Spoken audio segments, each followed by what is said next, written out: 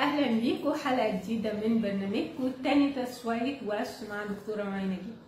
الحلقه اللي فاتت اتكلمنا عن الاجهاد الذهني والنفسي، والنهارده بنكمل بقيه كلامنا عنه. اتكلمنا المره اللي فاتت ان الاعراض دي ممكن تصيب اي حد فينا وبتاخد وقتها وتمشي، وقلنا ازاي ازاي نقدر نطلع بره دايرة الأعراض دي ونحمي نفسنا من الإجهاد النفسي والذهني. لكن اتكلمنا كمان عن الفئة دي أكثر عرضة للإجهاد النفسي والذهني، والفئة دي الحقيقة بتمثل مجموعة مش قليلة، وعشان كده هنتكلم عنها. الحاجة دي اسمها attention deficit، يعني عندهم مشكلة في الانتباه، عندهم ضعف في الانتباه. طب هل ده، أنا عارفة إن في أطفال كتير بيجوا العيادات دلوقتي ويبتدوا يتشخصوا على إنهم ADHD أو انتباه قليل وحركة كتير، لكن الجروب ده مش شرط يكون معاه حركة كتير، لا، في كاتيجوري تاني من نفس التشخيص ان هو بيكون حركته عادية لكن في عنده انتباه ضعيف. والناس دول ممكن يجبروا حتى دراسيا امور بتمشي معاهم، لكن بيبقى عندهم مشاكل علاقاتية شديدة، ودي اللي بتدخلهم في الضغط النفسي والذهني ده الشديد. طيب انا ككبير اقدر اعرف انا عندي مشكلة في الانتباه ولا ما عنديش من شوية حاجات بسيطة قوي. يعني هل انا بقدر اواصل حكاية طويلة بتتحكيلي؟ لو قعدنا في مناقشة او حوار عميق كده فترة، انا بقدر اواصل فيه ولا لا؟ ولا بضطر اعمل شوية حاجات بتضايق الناس اللي حواليا؟ يعني منها مثلا ان انا بقوم وهما بيتكلموا فمش بكمل الحوار، مش بسمع هما بيقولوا ايه، مديهم نص ودن كده بالبلدي، يعني مديهم نص ودن، او مش معتبر اني مش قادره اكمل الحوار، انا مش قادره اقعد اسمع بقيه الكلام. حتى مع اطفالي، يعني انا حتى مع اطفالي يبقى انا مش قادره اسمع او مش قادره انتبه لكل الحكايه اللي هما جايين يحكوها لي من المدرسه، مش قادره اركز في الحكايه الطويله او المشكله الطويله اللي هما بيقولوها. دي حاجة. العرض التاني ممكن يكون ان انا عندي مشكلة في المهام اليومية. المهام اليومية ببتديها بصعوبة شديدة جدا، وممكن مقدرش اوصل او ابقى مركزة فيها للاخر.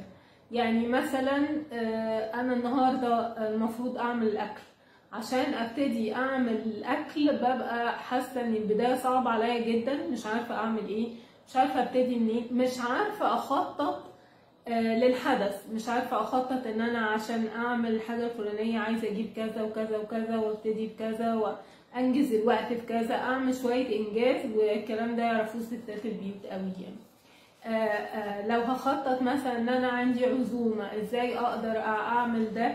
اعمل خطه للحاجه، مش عارفه اعمل ده. الحاجه الثالثه اللي انا بعاني منها هي فكرة النسيان.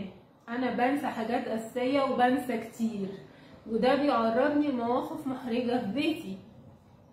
الحاجة الرابعة اللي ممكن أنا مش بعرف أحوش فلوس، ومش بعرف أفكر على المستوى البعيد، يعني مش بعرف أفكر للمستقبل، مش بعرف أقعد أنا وشريك حياتي او مراتي ونقعد نفكر مع بعض ازاي هنبني حاجة للمستقبل. انا مش بعرف اعمل ده، وبالتالي انا بلاقي نفسي معايا مشكلة كل يوم، معايا مشكلة في حياتي اليومية، معايا مشكلة في ادائي اليومي، مش عارف اتصرف فيه ازاي.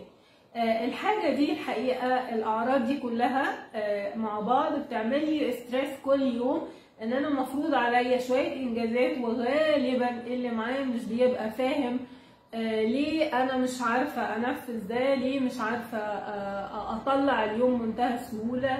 ما كل الناس متجوزين بيعملوا، ما كل الستات بتعمل، ما كل الرجاله بيعملوا، وبنبتدي ننقد في بعض شويه.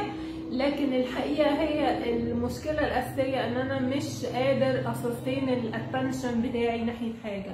فانا مش قادر ابني حاجات على بعض، مش قادر اعمل خطه امشي عليها. دي مشكله موجوده وبتقابل ناس كتير حتى لو مش متشخصين، لكن معانا المشكله ده بيخلي عليه ضغط نفسي شديد كل يوم، وبيخليه معرض للمنتال فاتيك او الاجهاد الذهني والنفسي كتير. احنا قلنا الاجهاد الذهني والنفسي ان من اعراضه، ودي هنشوفها، نرجع للحلقه اللي فاتت وهنزلها لكم في الديسكربشن. ايه الاعراض منها ان انا ببقى مش قادر اسيطر او مش قادر اتعامل مع مشاعري، فبتطلع مشاعر غضب شديده او عنف شديد او كلام كتير انا مش بقوله من قبل ما افكر فيه، او قرارات حتى ممكن تدمر حياتي وانفذها وانا مش لاحق افكر فيها هل هي فعلا بتبنيني ولا بتكسرني وتكسر بيتي.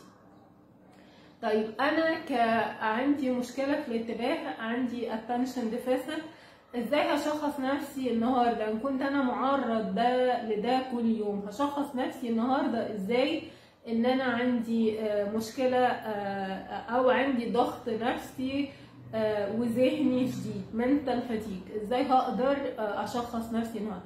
في حاجات زياده عن ادائي او ضغطي اللي موجود جوايا كل يوم، وهو ان انا مش بعرف انام كويس برغم ان انا مجهده جدا، لكن انا مش بعرف انام كويس. ان انا حتى في اليوم العادي بصحى ببقى حاسه ان انا مجهده جدا، مش قادره اعمل الحاجات اليوميه العاديه، يعني اجهاد زياده عن اجهادي الطبيعي في ان انا مش عامله خطه، مش عارفه ابتدي منين ومش عارفه اكمل بقيه يومي، بنسى الحاجات. لا، ده انا كمان حاسه باجهاد الموتيفيشن بتاعي، بدايه الاحداث بتاعتي مش عارفه اعملها. الحاجه الثالثه ان انا كمان لو باخد ادويه بتهديني انا مش عارفه حتى دي مش جايبه نتيجه، فده وقتها ابقى عارف ان انا بمشكلتي، مشكله ضعف الانتباه، وكمان عندي mental fatigue او عندي اجهاد ذهني ونفسي. عايزه اقول لكم في دقيقه واحده بس ليه الاجهاد ده بيكون، او اللي عنده attention deficit ايه المشكله اللي موجوده اساسيه عنده. المشكله الاساسيه ان في نوعين هرمونين موجودين، نوع من الهرمونات، 2 من الهرمونات اللي بيسموا هرمونات السعاده اللي موجوده في مخي. في هرمون اسمه الدوبامين هو المسؤول عن اني ابتدي اتحرك عن الدوافع بتاعتي، وفي هرمون اسمه السيروتونين اللي بيحسسني بالانبساط ويخليني اقول ده كفايه خلاص انا مش هعمل تاني، انا مبسوط باللي انا عملته.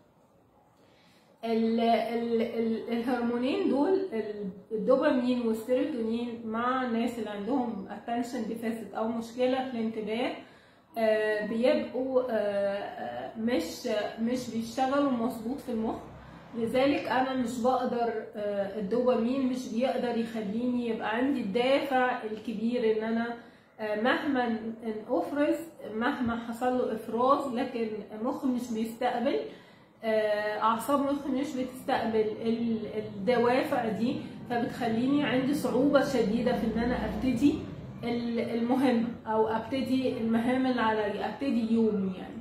وفي نفس الوقت السيروتونين اللي هو هرمون السعادة مش بيحسسني بالانجاز، مهما اتفرز، لكن انا مش حاسة بالسعادة ومش حاسة ان انا مبسوطة ومش حاسة ان انا بنجز حاجات يعني. الحاجات دي كلها ليها حلول، سواء للي عنده مشكلة انتباه او الناس اللي ما عندهاش من المشكلة دي، عشان نوصل لعلاج للمنتال فاتيج او الاجهاد الذهني والنفسي اللي احنا ممكن نقع فيه. ده هنشوفه الحلقه الجايه من تاني شويه وش. شكرا.